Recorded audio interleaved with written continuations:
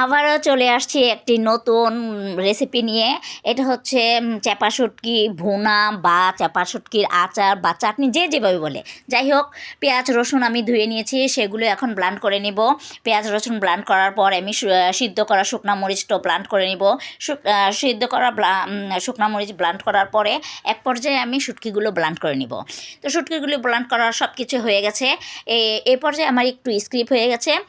প্রথমে আমি কড়াইতে তৈল দিয়ে দিয়েছিলাম, তো সেখানে পেঁয়াজগুলো দেওয়ার পরে অনেকক্ষণ নাড়াচাড়া করে নিয়েছি। তারপরে দিয়েছি ব্লান্ড করা মরিচগুলো।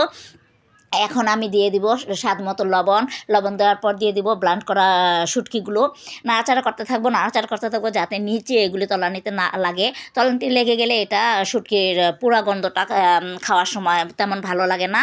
যাই হোক, একটু সামান্য পানি দিয়ে দিব।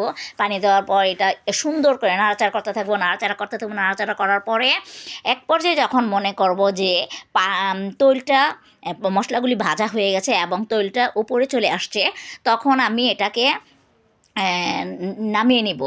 তো আমি নাড়ছি, দেখা যাচ্ছে যে আস্তে আস্তে আমার মশলার যে তৈলটা এটা উপরের দিকে ভেসে আসছে।